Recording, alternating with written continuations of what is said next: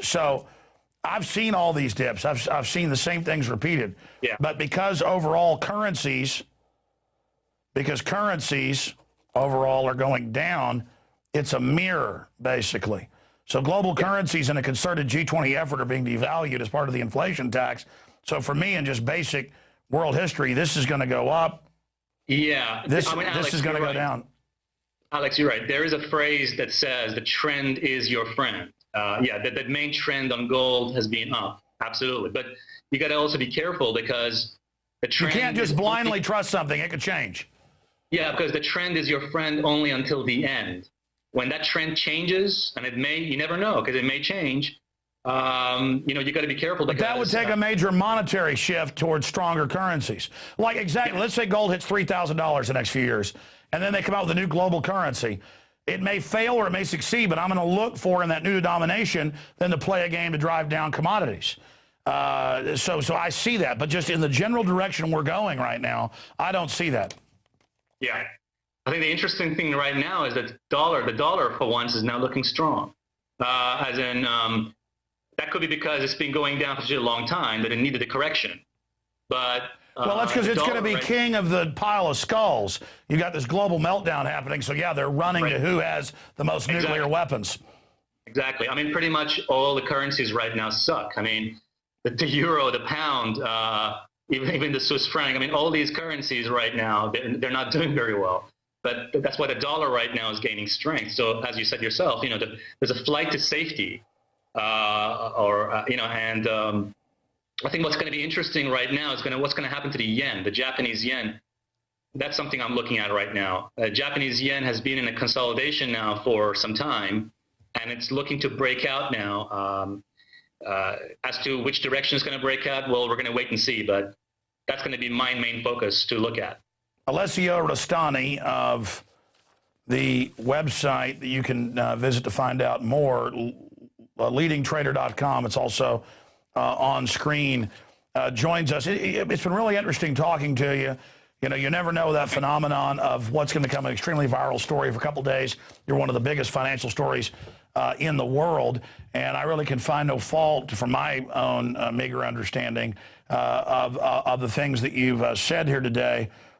In the last minute or two I'd like to give you, what are some other topics that I didn't raise, some things that you think are important that you'd like to talk about? I mean, what do you think of Occupy Wall Street? What do you think of their call for an attack on capitalism? This isn't capitalism, in my view, that did this. It's corrupt monopoly people that control government that are playing by a different set of rules. Give us your view on that, and then anything else you'd like to comment on.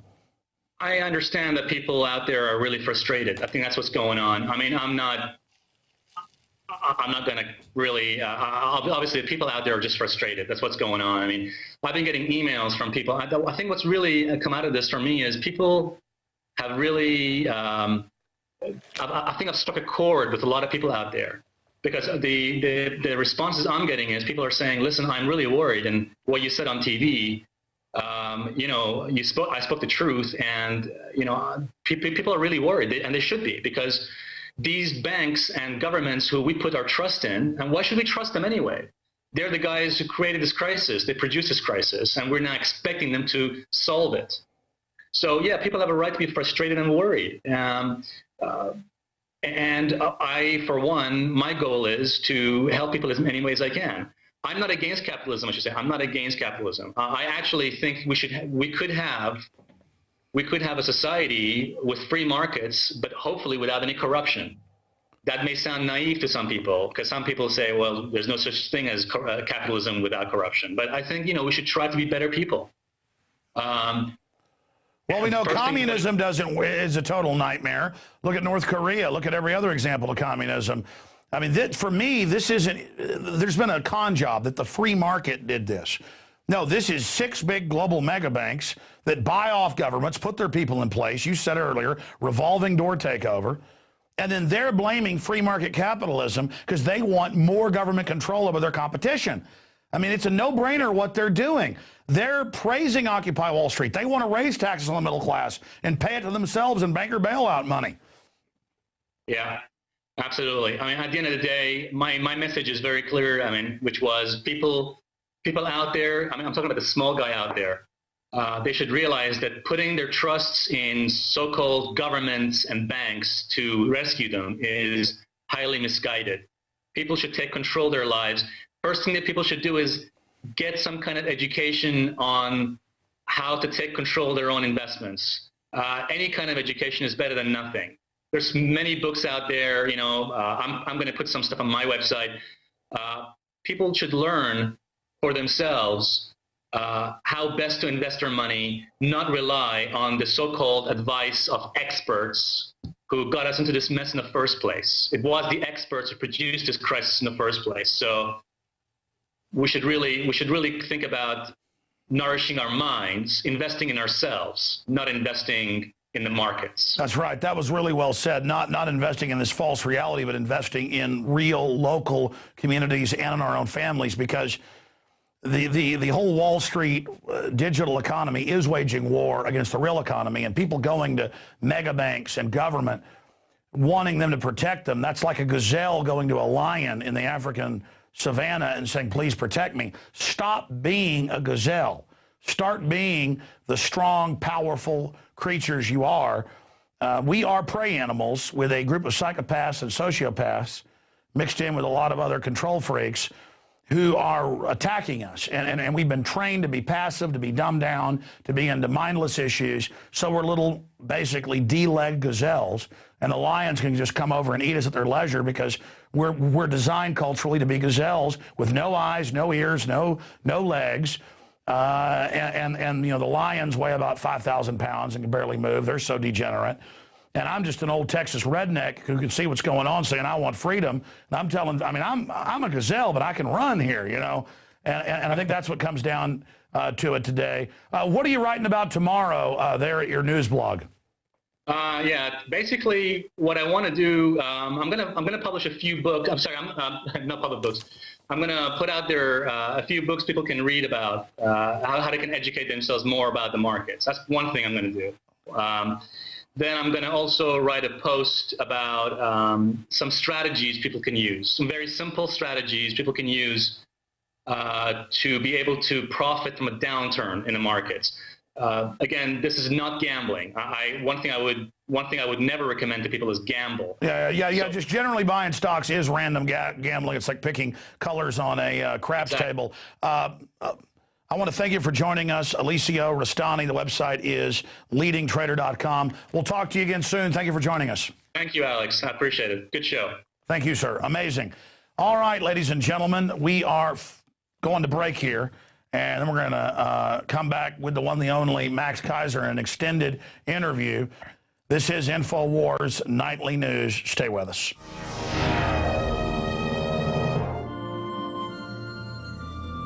The American dream. There's a reason they call it a dream.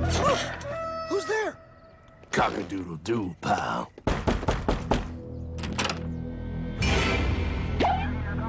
No! I don't have any more money! My job sucks right now, please! I'll have more money next month!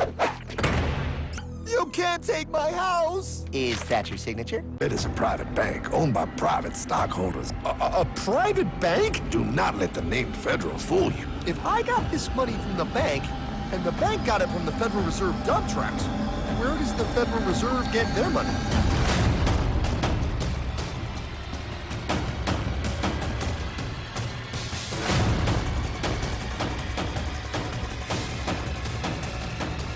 They take our property away, just like Thomas Jefferson said they would. Those sons of bitches! It's the greatest theft in human history.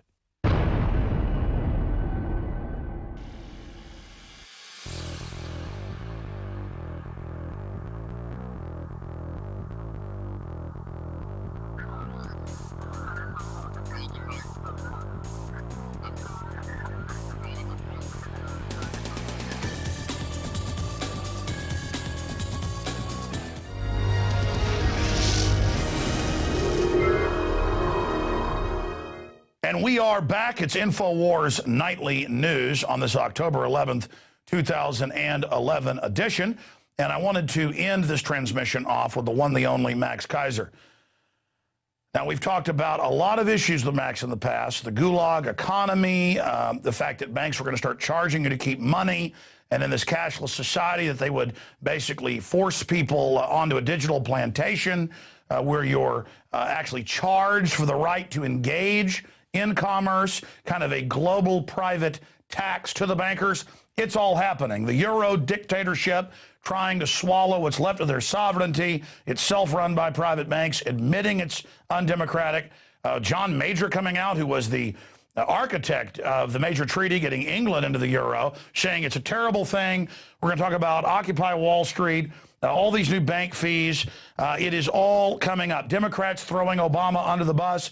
And Max is also doing big things over in Europe with the first of its kind economic conference. It's all coming up in this in-depth interview with Max Keiser. Max, great to have you here with us. Always a pleasure to be with you, Alex Jones. A few weeks ago, a trader came out, a stock trader, on BBC, and it made huge news.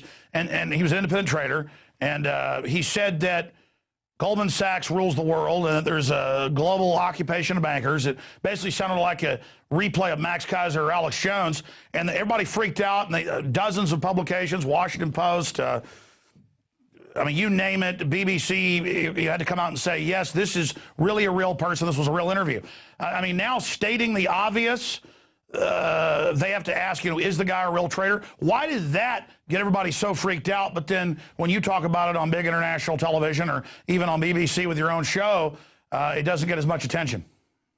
Well, the big interesting part of the Rustani interview that you're referring to, what made it really interesting and newsworthy was the reaction of the BBC presenters who have been cuckolded by the banking industry and lied to for years and years that they are doing the right thing and the good thing. And so they were like a spouse who suddenly finds out that their wife or husband is cheating on them. You know, these BBC presenters were told in public that the banks are actually trying to screw them and that they're all crooked. And so they had this reaction, this overreaction, this melodramatic reaction on TV. Oh, ridiculous. Who could say that? Oh, who ever heard of that? He says fish swim in the sea. Ooh. So that's what made it a classic TV moment. And I think that's just part of the overall global insurrection against banking occupation, as I call it. It's peeking its way into the mainstream media. It's poking through the wall, and these it's seeping into the matrix.